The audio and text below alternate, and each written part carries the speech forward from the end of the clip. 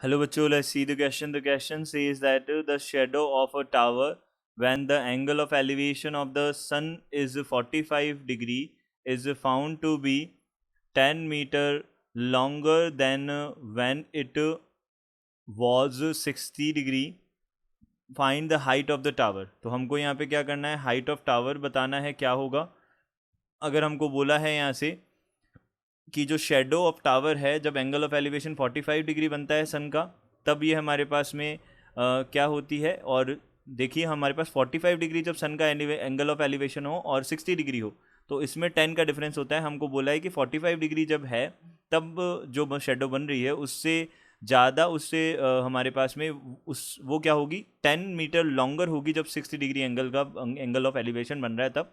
तो हमको बताना है हाइट ऑफ टावर क्या होगा. हाइट ऑफ टावर के बारे में हमको बताना है क्या होगा. तो सबसे पहले हम यहाँ पे बात कर लेते हैं की कॉन्सेप्ट की. देखिए हमारे पास एक टर्म यूज़ हुआ है एंगल ऑफ एलिवेशन, इसको हम डिफाइन कर देते हैं. तो देख लिए एंगल ऑफ एलिवेशन जो होता है वो हमारे पास में क्या होता है. एंगल ऑफ एलिवेशन में हम क्या करते हैं, जो हमारे पास में हॉरिजॉन्टल होता है उसके साथ में हमारे पास एंगल बनता है, एंगल ऑफ एलिवेशन बनता है. वो एंगल किस तरफ होता है, वो अपवर्ड होता है, ऊपर की तरफ होता है ऑब्जेक्ट की तरफ. तो वो वाला एंगल हमारा क्या होता है, नहीं वो वाला एंगल हमारा एंगल ऑफ एलिवेशन होता है. तो एंगल ऑफ एलिवेशन क्या बनेगा, डिनोट करेगा, denotes the angle from the horizontal upward to an object. ये होगा हमारे पास में.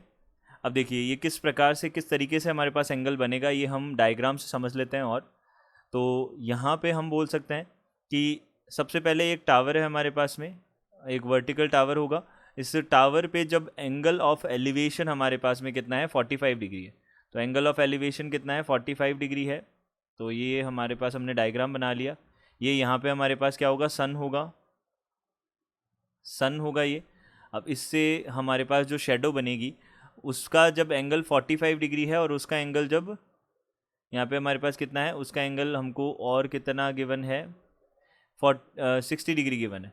तो 45 और 60 डिग्री जब एंगल्स गिवन है तो हमको हमारे पास में जो शेडो का जो डिफरेंस है ये कितना हो जाएगा, हमारे पास में शेडो का जो डिफरेंस है वो हो जाएगा 10 मीटर लॉन्गर है. तो यहाँ से हम बोल सकते हैं ये हमारे पास में डिस्टेंस जो है वो 10 मीटर्स गिवन है. ये डिस्टेंस हमको गिवन है, हम यहाँ पे इसको ए बोल देते हैं, बी बोल देते हैं, यहाँ सी हो जाएगा, ये डी हो जाएगा. अब देखिए यहाँ से हम क्या कर सकते हैं, एंगल हमारे पास में 45 और 60 है ये कम, ठीक है. तो हमको क्या बताना है यहाँ से, एंगल ऑफ हमको टावर की हाइट बतानी है. तो टावर की हाइट हम एच अज्यूम कर लेते हैं. यहाँ पे हाइट ऑफ टावर कितना है, एच मीटर्स है. सबसे पहले लेट किया, let the height of tower, the height of tower ये किसके इक्वल हो जाएगा, this is equals to B, हमने बोल दिया एच मीटर्स.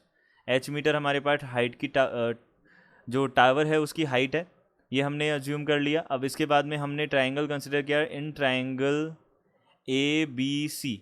अब ट्राइंगल ए बी सी में हमने बात की, तो ए बी सी ट्राइंगल जो है उसके अंदर हमारे पास क्या होगा, हम टेन थीटा का यूज़ करेंगे.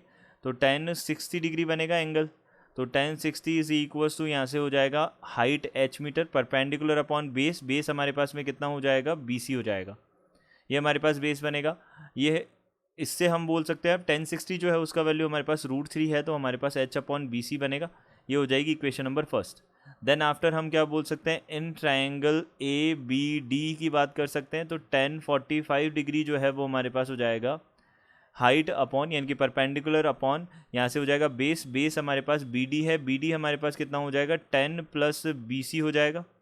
ये हमने बोला, तो यहाँ से हमने बोला 1045 1 होता है अपॉन यहाँ पे कितना हो जाएगा, this is equals to H upon यहाँ पे 10 प्लस बी सी बनेगा. This is equation number second.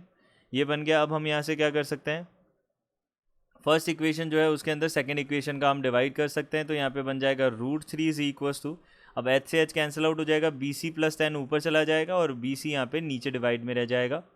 तो यहाँ पे कितना आ जाएगा, B C √3 B C is equals to यहाँ पे बी सी प्लस 10 हो जाएगा. अब हम यहाँ से क्या बोल सकते हैं, B C is equals to कितना बनेगा, 10 अपॉन √3 माइनस 1 बन जाएगा. ये हमारे पास में क्या हो जाएगा, बी सी हो जाएगा, ये आ जाएगा मीटर्स में. अब बी सी हमारे पास में बन गया. अब बी सी बन गया तो हम यहाँ से क्या फाइंड आउट कर सकते हैं, ए बी भी फाइंड आउट कर सकते हैं। तो ए बी क्या बन जाएगा ये हम देख सकते हैं।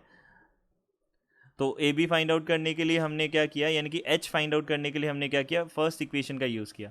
तो यहाँ पे फर्स्ट इक्वेशन जो है उससे हम क्या कर सकते हैं, हमको बोल रखा है √3 इज दी इक्वल्स टू, यहाँ से h अपॉन बी सी है, बी सी हमारे पास कितना हो जाएगा 10 अपॉन √3 - 1, 10 अपॉन √3 - 1 ये बन जाएगा हमारे पास में। तो यहाँ से हम बोल सकते हैं h इज इक्वल्स टू कितना हो जाएगा 10 √3 अपॉन √3 - 1।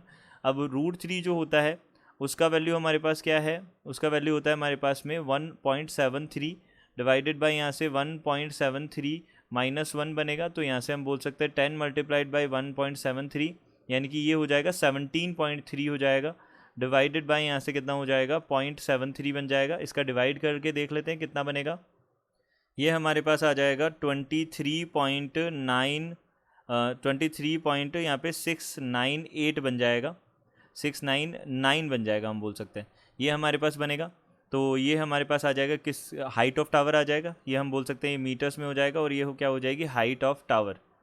यही हमको फाइनली फाइंड आउट करना था, तो हाइट ऑफ टावर बन जाएगा ये, यही हमारा क्या हो जाएगा आंसर हो जाएगा। I hope you understood it well, good luck, thank you.